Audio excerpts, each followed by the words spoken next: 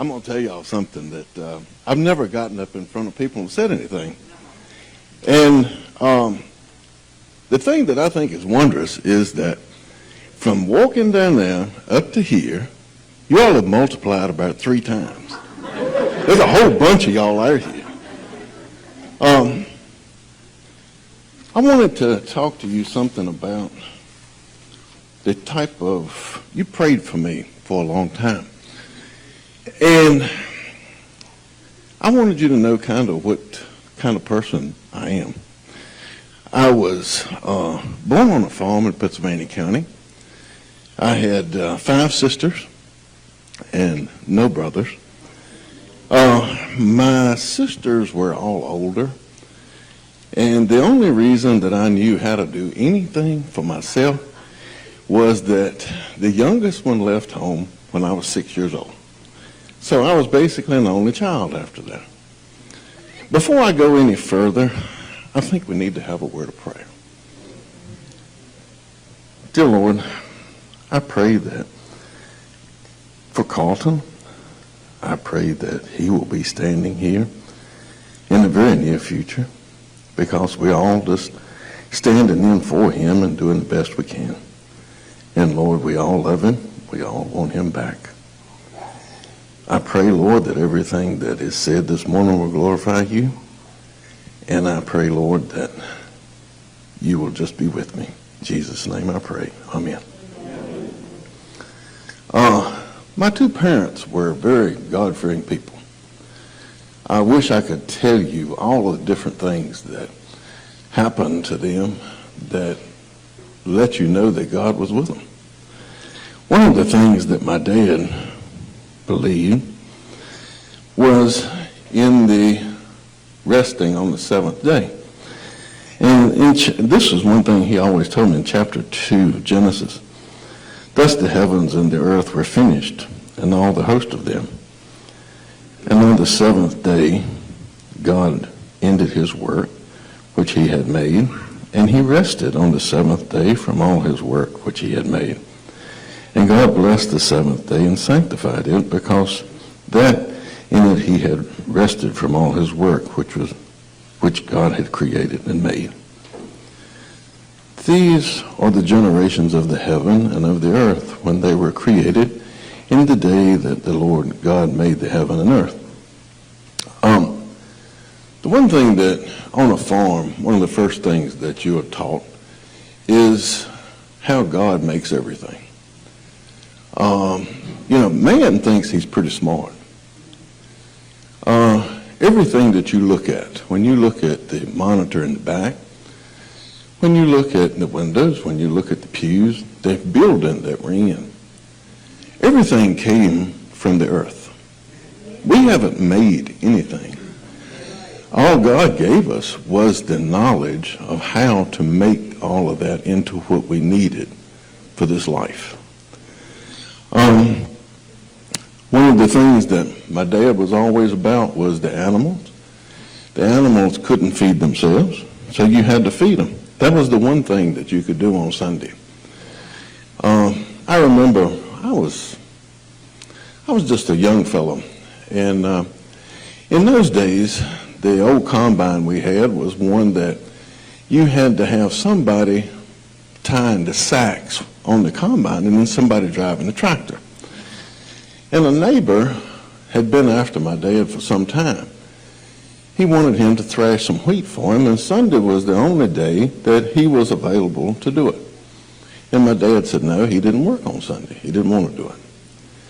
And he kept on after him, and finally my daddy said, yeah, we'll do it, but we're going to go to church first, and then we're going to eat lunch, and then we'll come over there. That's what we did, and so we got all of that done, and we even helped him get the sacks up, put them up in the granary, and then he started in on my dad. He said, well, Howard, are you surprised that God didn't strike you with lightning while you were out there thrashing that wheat? And Daddy just looked at him and smiled, and he said, I'm glad that you made the crop you did and we got it all up. He said, I'm just tickled for you. And so they shook hands. And But Daddy was not going to let me drive that tractor back to the house on Sunday evening. So we wrapped it up and we went home. Well, later on that evening, it came up a thunderstorm, bad one. It blew the door open to his granary, and it blew rain in on it and ruined every bit of wheat that was in there. My dad never said anything about, "I told you so." I don't think he ever charged him for it. But I don't remember him ever doing any more work on Sunday after that. So it made an impression on him. And that was what, my dad wanted. The community that I grew up in was made up of a lot of different people, same as all of us, places we live. There were some good people and some that were not really good, some that were not ones, I guess you'd say, you fool with very much. My dad broke his leg in the spring, and tobacco was what we made our living from. And do you know all of these people pitched in and planted that crop of tobacco? Now we had to do some work, but the most of it, doing that, tobacco is something that it takes more than one person to plant it. That was something that in that community, that's what you did. You looked after the people that were there. That was not the only time. There were other times that we did for other people. It was give and take all the way around. Let me see. I'm going to skip over to this part. Well, I think I'll tell you this too, to give you an idea of what my mother was like. When I was about 15, my dad had to go on an overnight trip somewhere. I've forgotten where. It may have been Richmond or whatever. It had to do with the farm.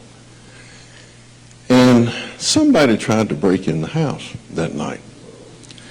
Well, my mother knew if she came and woke me up, she didn't know what might happen, Being 15 years old, and you faced with the fact that somebody may be breaking in, it's a possibility somebody would have got hurt.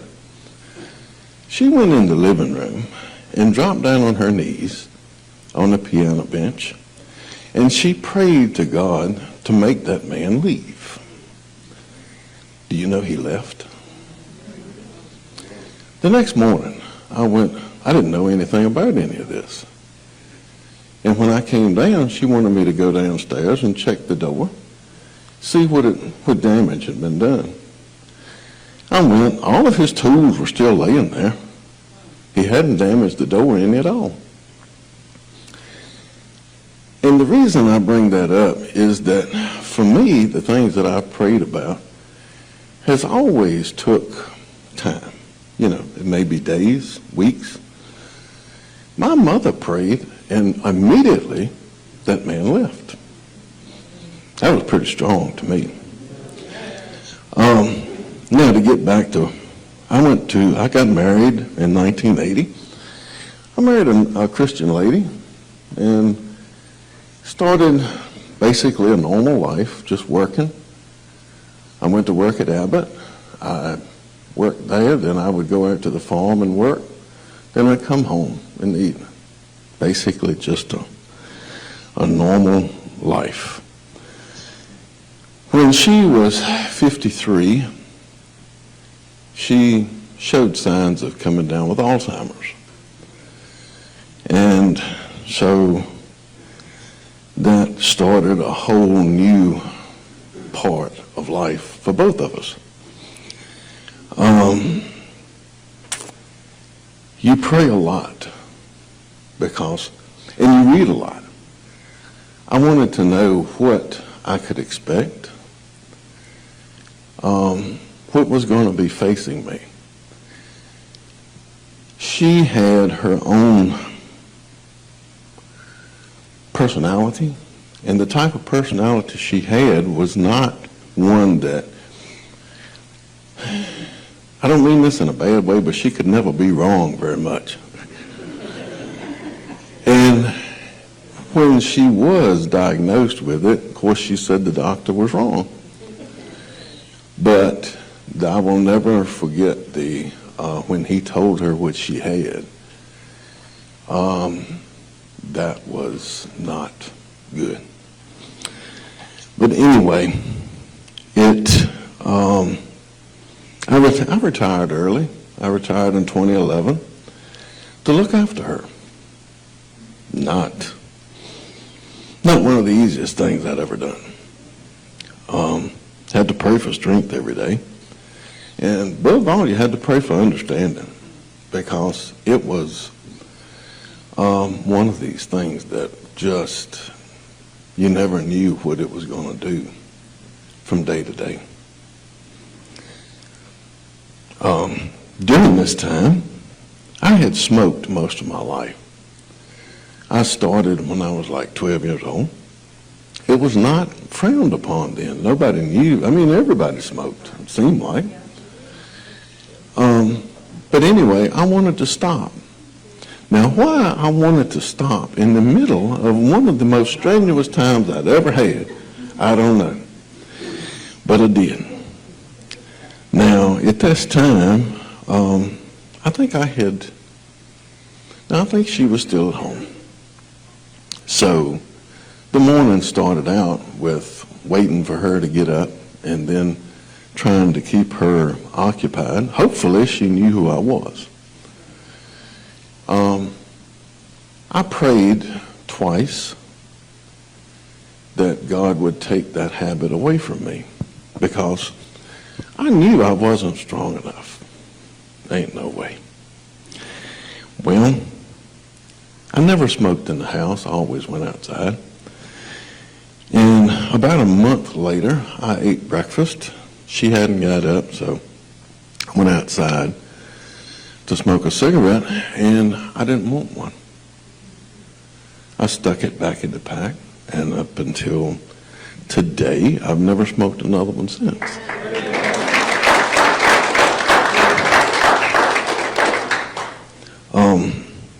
That was really the first time that I had prayed for something pertaining to me, that God had answered the prayer, and I was kind of impressed.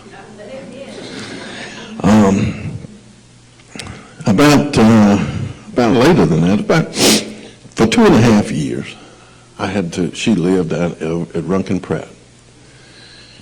And because I couldn't handle her at home. In 2016, she passed away. Now, to give you an idea, she forgot who I was. She forgot everybody. But up until probably, I know, at least 6 months before she passed away, she couldn't say anything, but she would hum hymns. So she never forgot God. God was with her. But the one good thing was that her suffering was over with.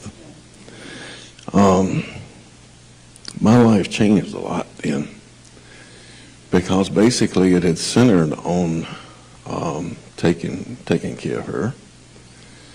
And so what was I going to do now? I didn't make any sudden moves. I prayed about it and thought about it a lot. What was I going to do? And, in that case, people think, well, you got the whole world in front of you. You can go wherever you want to go. Oh, yeah, I could have went to Florida. I could have went wherever I wanted to, but I didn't really want to. I wanted to stay somewhere close by. So I sold my house in Hurt and moved to Lynchburg. Well, I moved to Trent's Landing. And so that was trying to start a new life in that. Well, on the 14th of February of last year, I tested positive for COVID. Well, on the 21st, I went to the hospital Now, the funny part of it was the time I went to the hospital, I took my street clothes off and put that gown on. I don't remember a whole lot. When Tiff was talking about the ventilator, I was on that for, it was over 3 weeks. The last week, I was supposed to get a trach. And Mary, she had to give permission. She was the one that I had, wanted to do my talking for me. She was more smart than I was, so maybe she'd make better decisions than I would have. But anyway, she gave permission for it because the doctor said there was nothing else that could be done. Well, they couldn't find a doctor to do it. Every day, there was no doctor available. Well, after a week, they said they'd got to take this thing out. I was either going to live or die. And they took it out. Of course, I lived.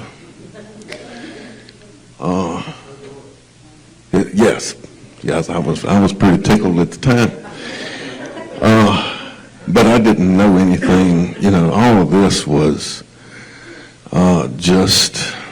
I found it out afterward, because the biggest thing that I can remember was that, of course, Mary's blind, so her daughter had to bring her. Every day before they would leave, they'd pray over me. And I remember that. I remember them talking. Now, I can't tell you what they said, nothing about it. I just remember them talking. The biggest thing is that during this whole time, I talked to God a lot, or he talked to me, both ways. You would think that you're very alone at a time like that. No, I wasn't, because God was always there.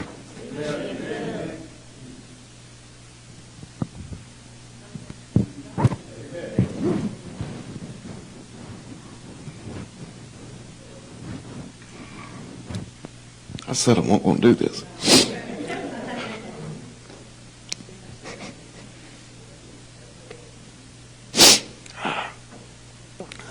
And there's another thing that I might start coughing. That's a leftover from COVID. I'm not going to give you anything. You're not going to catch anything. I think it's God's way of telling me I talk too much and I needed to listen more. The doctor told me, as well as Mary, that I almost died from all of this. I didn't know anything about it. The thing that I came across, that I thought of, was if I had not been a saved person, you always have a feeling that you're going to have some time in there that you can ask God to come into your heart and forgive you, that you have that second chance. If I hadn't have known him before I went in there, I could have died and never known him. But I came out from the hospital on April the 2nd, and I had to go to the summit I didn't have enough strength in my body to do anything. I couldn't pull myself up in bed. One of the first things that I wanted to do when I got to the summit was I got two of the CNAs to take me to the bathroom and put me in front of the mirror. I wanted to see what I looked like. That was a mistake. Because I tell you, I was talking to God the whole time. And I said, God, you spared my life, but you didn't leave me much to work with here. Because I lost 52 pounds. I looked like, my head hadn't shrunk any. I was surprised at that. The rest of me had. But my head was still the same size. And I wished I could say that my brain enlarged or whatever, but it didn't. I think if anything, it got smaller. I came home on April the 25th. And that was a big moment for me because it was a thing that I never thought I would see.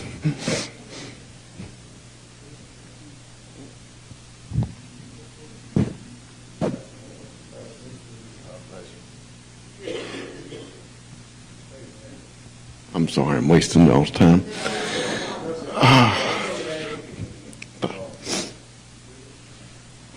Anyway, I cried all the way down the driveway.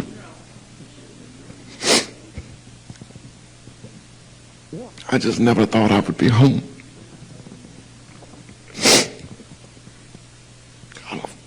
I don't like to do this in front of people. I don't like it at all.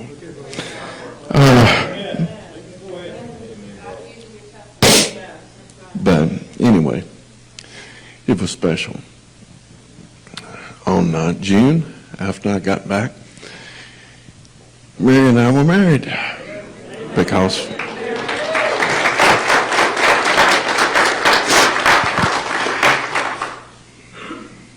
I put this in here just so this might happen.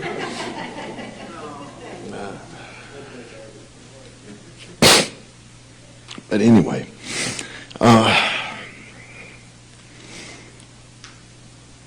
the one thing that I think with us getting married was the fact that it was the kind of, well, I guess you could say the second step. Buying the house was the first step. Marrying her was the second step as far as starting a new life. We don't know what the rest of it's going to look like. But as long as God's with us, we'll know it's the right way. There's one other thing that I want to tell you that had a lot to do with, oh gosh, not only my eyes are leaking, but the rest of me is too. There was a Methodist preacher, excuse me, that was one of my dad's best friends. And he came out to the house a lot when I was a kid, and they would sit on the front porch and talk. And one day they were talking about Judgment Day. And, oh gosh. Anyway, I asked him, I said, Mr. Murphy, what do you think Judgment Day will look like? And he said, this is what I think. It'll be something like this. He said there's going to be a long line of souls that are lined up going before this dais. And he said there's going to be an angel or angels that will be there. And he said on that dais will be the book of life. And he said everybody's name that will be going to heaven is in that book. And he said you'll get up in front of that dais, and the angel's going to say, what's your name? And you're going to tell her or him, and they will look it up. All right, if it's in the book, an angel will come and get you and take you to this doorway. Through that doorway will be light. There'll be singing. You can hear people laughing, talking. A place that you really want to go. And they will take you there, and you can walk through and see all of these people that you maybe have known, family, or whatever. But it will be a place that you want to go to. The problem is going to be if your name is not in that book. Because you don't get another chance after that. And you might ask them to look again. They can look, but it's not going to be there. It's going to take two angels to come and get you then, because they're going to take you to a place that you don't want to go. It's going to be a dark doorway. And you're going to hear people screaming, and you're going to hear, as he put it, this was something that always stuck in my mind. He said, you're going to hear screaming and gnashing of teeth. That doesn't sound good to me.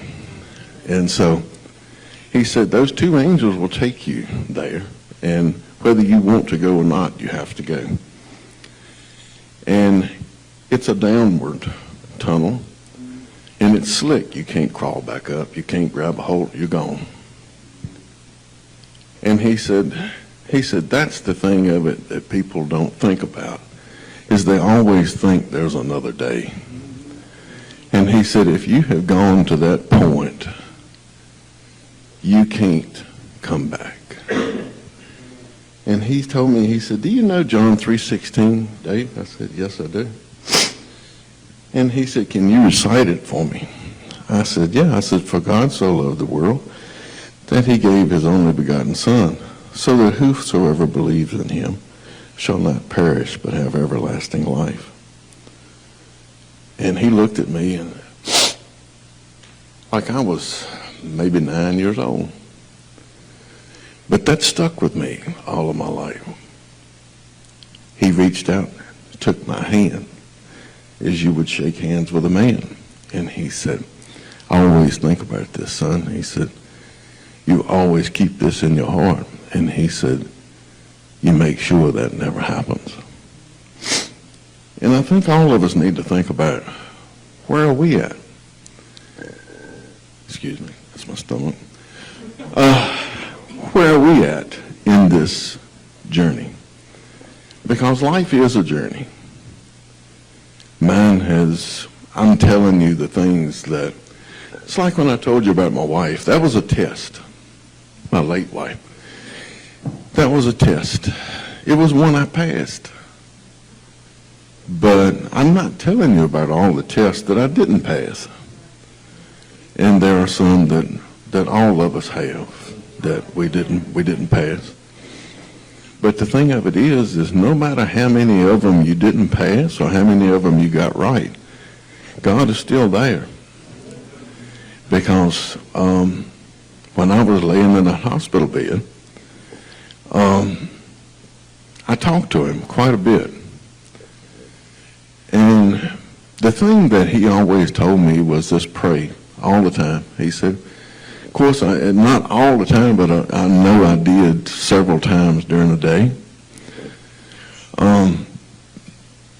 I didn't know what was going on anywhere else. The only thing I knew was what was going on with me. So I guess I was kind of selfish in my prayer. I was asking, hey, can I'd like to be back. I'd like to come back.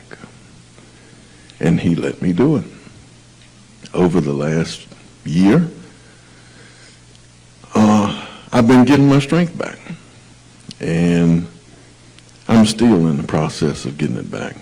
The doctor was right and Dave was wrong. I'm still kind of hard-headed a little bit, and I thought I was going to, get my strength back before the doctor thought I would, and he said it would be in this year, and he's right. But the biggest thing is you all, as well as a lot of other people, prayed for me, and I want to thank each one of you. Because if one of you had not prayed, that might have put me over the top. You don't never know. And so I just want to thank you. And I also want to encourage each one of you that if you haven't done anything to start your journey with God, I don't care what age you are, it doesn't make any difference. Please don't let yourself get to the point that I did when you were in the hospital. If I had died, I knew where I would go. I knew God was there. But if you haven't made that decision to have God in your heart, you won't have any other recourse. You won't be the one that the two angels have to come and get to take you to that place you don't want to go. And I don't really want to hear gnashing of teeth in my lifetime. I really don't. So please, if you haven't done something to start that, please start it. Because when we finish this, you have the chance to come in front, and all you have to do is ask him to come into your heart. It's a simple thing. Very simple. What's not so simple is to sit in that pew. That makes no sense. Thank you.